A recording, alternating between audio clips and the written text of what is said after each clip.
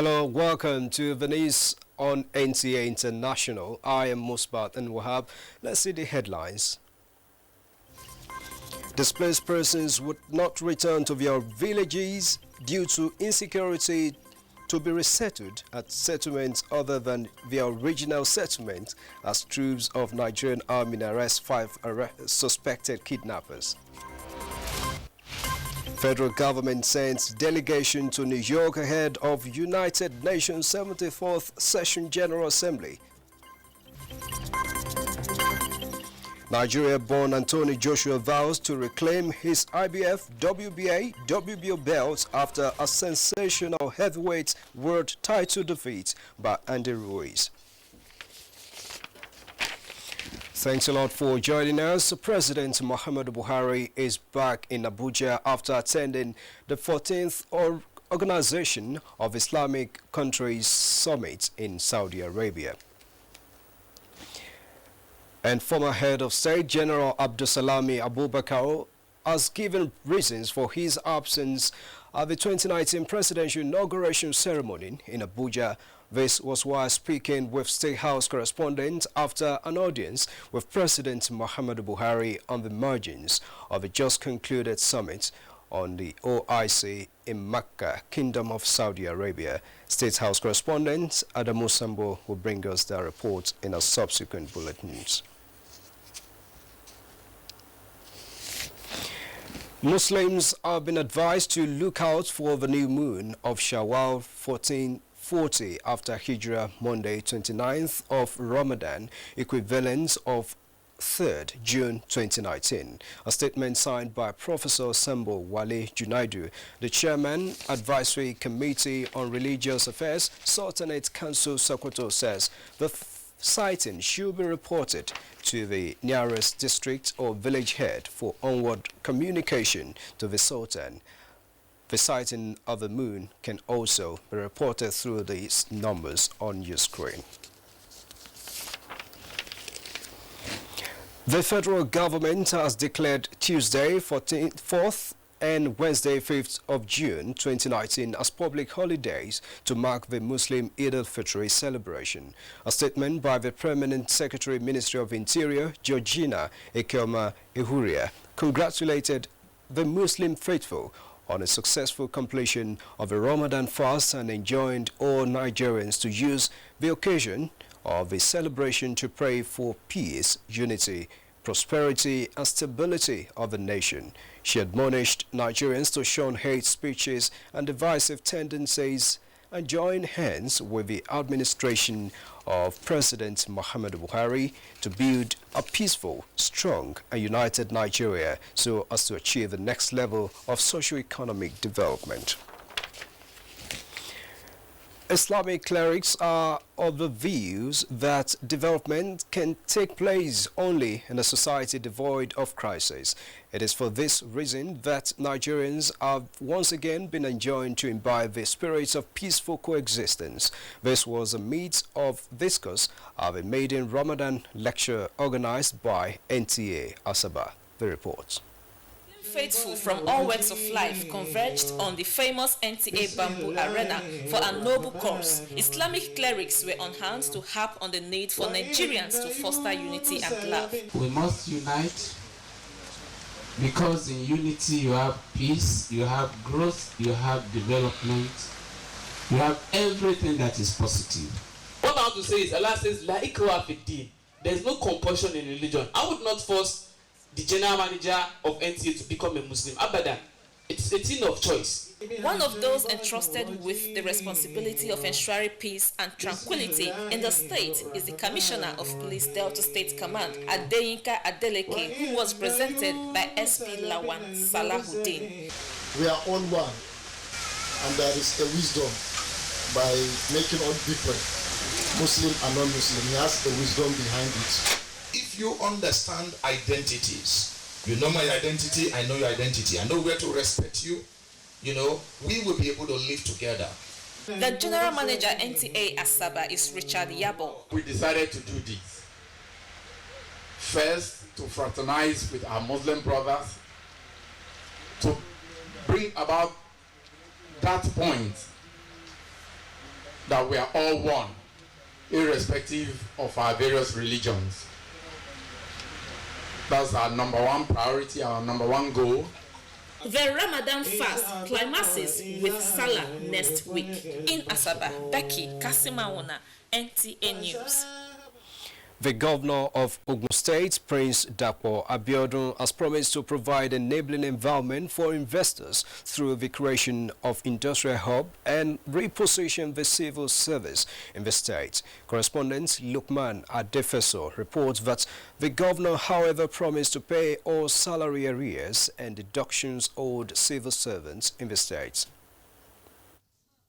The chief imam, Egba Muslim community, who led other imams from the 3 senatorial districts, prayed for the new administration to be peaceful and serve the interest of the people. The governor, Prince Dapo Abiodun, noted that his emergence is divine, hence the need to fulfill his campaign promises.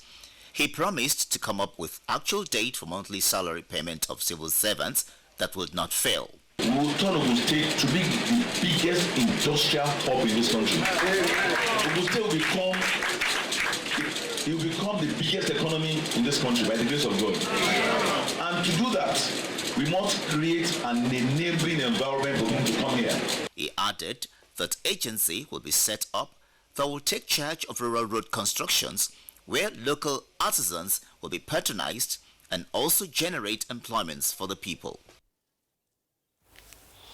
Now from southwest, we move to northern Nigeria, where wife of the president, Aisha Muhammad Buhari, has donated various essential commodities, food items, and textile materials to those affected by the activities of armed bandits in Katsina State.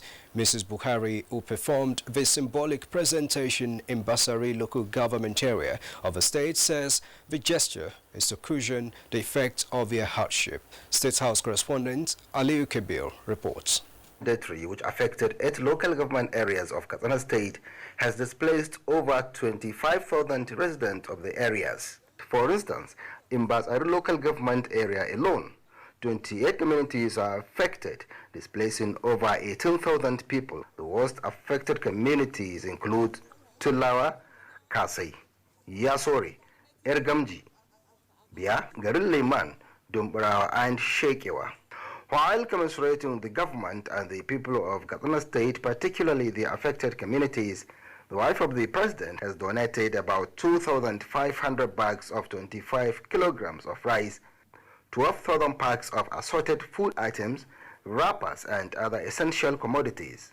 She described the incident as unfortunate and therefore called on the relevant authorities to come to their aid to enable them to return to their various communities. From what we have seen here is beyond the strength of the state alone to control what is happening here or to take care of the IDPs. Though they say they have already gone back to their houses, like half of them. So we thank the security agencies for working very hard.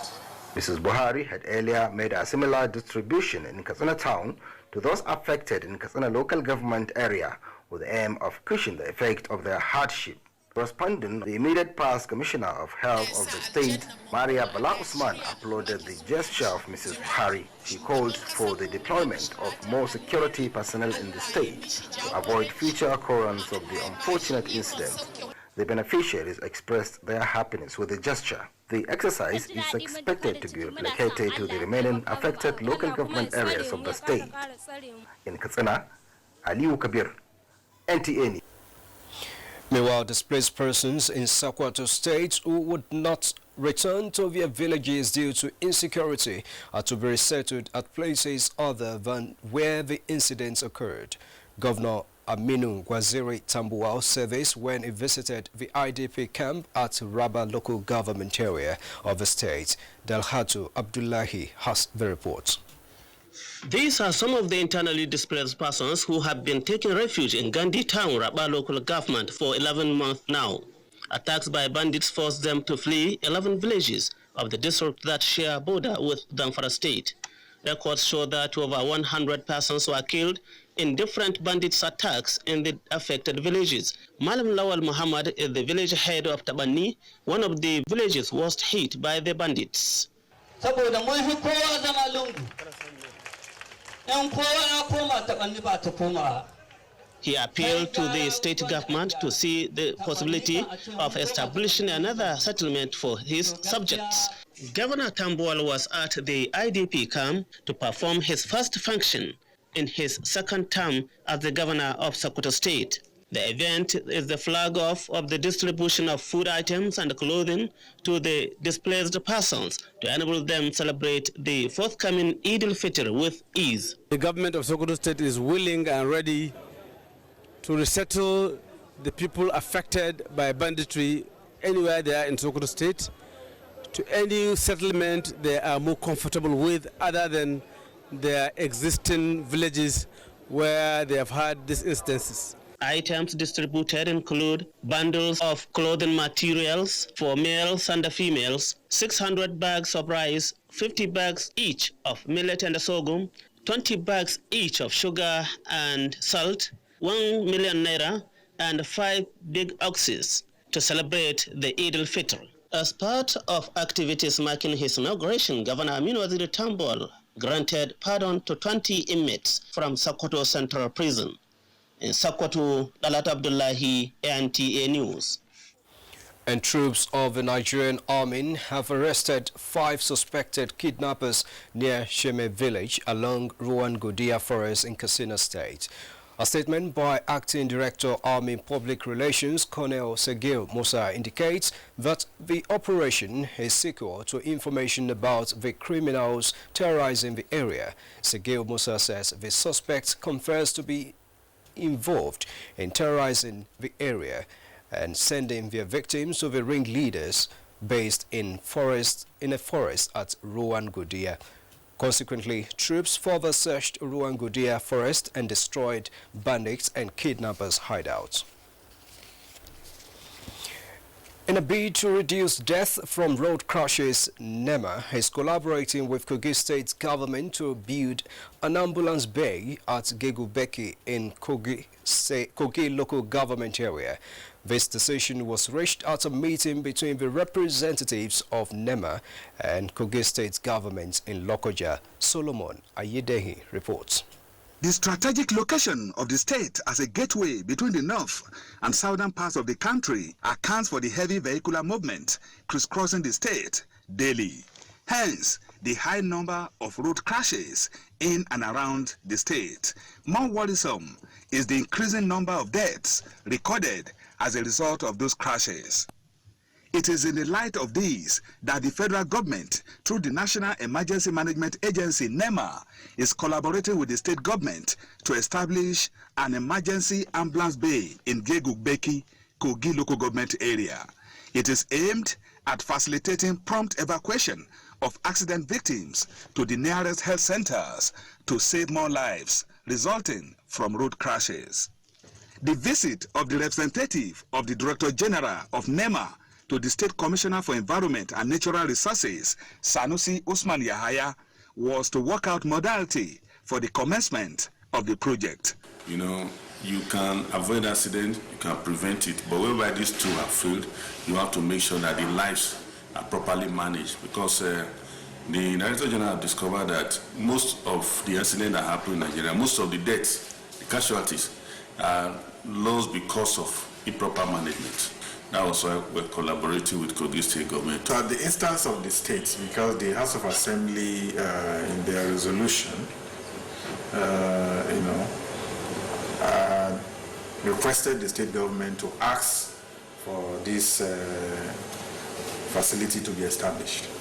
So, and we're looking at what is involved together with NEMA so that the project can be actualized. The project is expected to commence soon. In Lokoja, Solomon Ayedehi, NTA News. You're watching the news on NTA International, reaching you from Abuja. We take a break now. More news when we return. Stay with us. Football Confederation, 24 teams, 6 stadiums, 4 cities, 504 African stars, 1 trophy. The Africa Cup of Nations Egypt 2019 comes alive from June 21 with the Showpiece final on July 19, 2019. Watch the 52 matches of the tournament live on Africa's biggest and largest television network, NTA, in partnership with Hot Sports. Be part of the biggest soccer fiesta in the African continent as the Super Eagles go on a bold mission to clinch the prestigious title for the fourth time, to the excitement of millions of fans across the length and breadth of Nigeria. For inquiries, please contact Abubakar on 0803-331-0175 and Felix on 0803-308-2375. NTA, you can't beat the rich.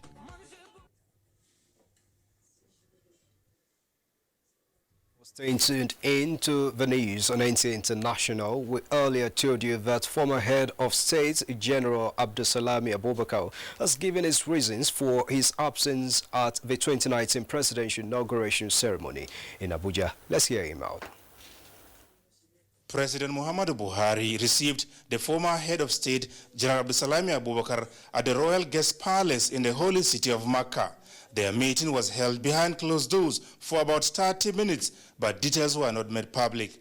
General Abdulsalami Abubakar, who chairs the National Peace Committee that worked towards peaceful polls in Nigeria, was not at the Eagle Square in Abuja when President Muhammadu Buhari was inaugurated for a second term of office. NTA News sought to know why. You have seen me where I am. I left Nigeria in the middle of Ramadan for my Umrah, and that's why I was not able to come. And the president is aware of my absence.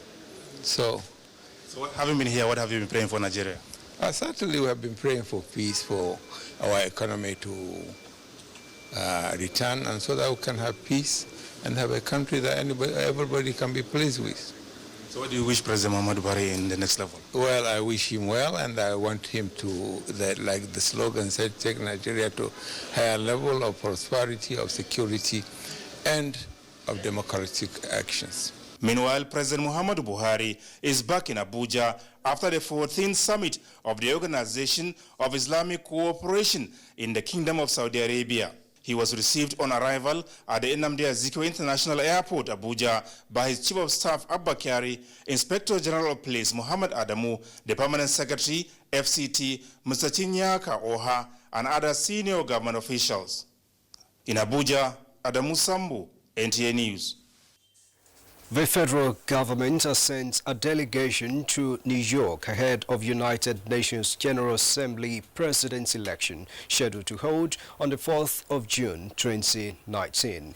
The delegation, which is at the instance of President Muhammadu Buhari, is led by the Permanent Secretary, Ministry of Foreign Affairs, Ambassador Mustafa Lawal Suleiman. A statement by the Senior Special Assistant to the President on Media and Publicity, Garba Shehu, indicates that the delegation is to support Nigeria's candidate, Professor Tijani Mohammed Bande, permanent representative of Nigeria to the United Nations. If elected, Professor Bande, who will be the second Nigerian to become President of the United Nations General Assembly after Major General Joseph Garba, who held the position between 1989 and 1990. President Buhari is confident that Nigeria's imminent presidency of the 74th session of the United Nations General Assembly provides the opportunity to accentuate Nigeria's voice on political, social, economic, and environmental challenges facing the world. Earlier in the year, outgoing President of the United Nations General Assembly, Maria Espinosa, spoke on the strategic place of Nigeria ahead of the 74th session. A very well-respected voice at the United Nations. Nigeria is going to take over the presidency of the General Assembly next year, and we are preparing for that transition, of course. And it's a very well-deserved position because Nigeria has contributed a great deal to the United Nations. Nigeria is now member of the Human Rights Council. It has chaired the group of countries that are troop contributing countries to our peacekeeping operations. Nigeria also is well respected because it's a country that has been at the forefront in fighting against apartheid So it is a very reliable and important partner of the United Nations. And this is going to bring prosperity and future for the 30 million people depending on Lake Chad. It's worthwhile. And I'm sure that the resources are there, and we need to appeal to the... Maria Espinosa was in Nigeria recently on a multilateral advocacy visit. On a foreign scene, President Donald Trump of the United States to commence state visit to the United Kingdom this Monday, the 3rd of June. The President and his wife will be officially welcomed at the Buckingham Palace in London by the Queen of England, Prince Charles, and his wife, Camilla, Duchess of Cornwall. The visiting president will have a political discourse with the outgoing UK Prime Minister Theresa May at a breakfast meeting alongside the Duke of York at St. James Palace and senior UK and US business leaders. President Donald Trump of the United States, beg your pardon,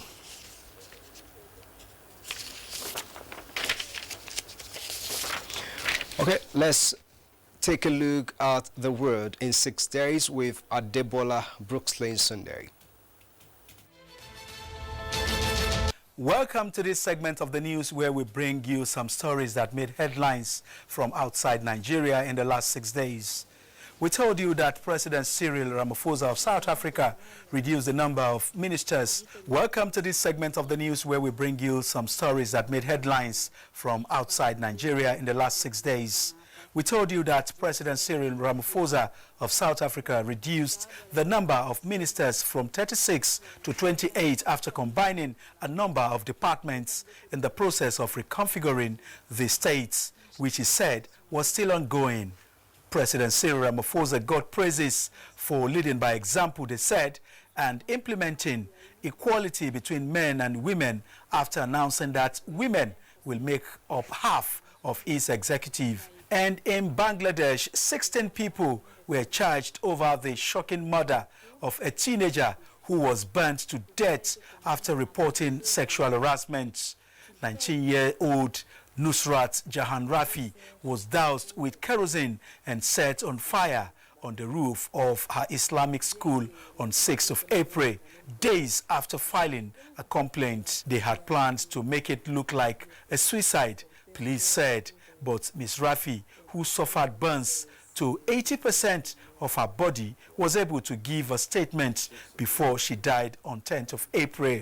We also brought you reports from Papua New Guinea that Prime Minister Peter O'Neill stepped down on Wednesday after losing the confidence of Parliament during weeks of political turmoil in the South Pacific nation. But government supporters in Parliament hope to be able to retain power. O'Neill was met with applause when he announced to Parliament in Port Moresby that he had handed his resignation to Governor General Bob Dade. Meanwhile, U.S. President Donald Trump is hopeful that Japan's military will reinforce U.S. forces throughout Asia and elsewhere. Trump's comment followed his inspection of Japan's largest warship, the Kaga, a helicopter carrier designed to carry submarine hunting helicopters to distant waters. Japanese Prime Minister Shinzo Abe, who accompanied President Trump on the visit to the Kaga, has boosted defense spending since taking office in December. He also wants to revise the post-World War II Charter to recognize the existence of Japan's military. I am Adebola Brookslyn Sunday. Thanks for your time. And thanks to you too, Adebola. In sports, Anthony Joshua has vowed to reclaim the IBF, WBA, WBO belts after his sensational heavyweight world title defeat by Andy Ruiz Jr. Joshua and his promoter, Edin Hearn, have signaled their intention to have a rematch with Ruiz later this year. Around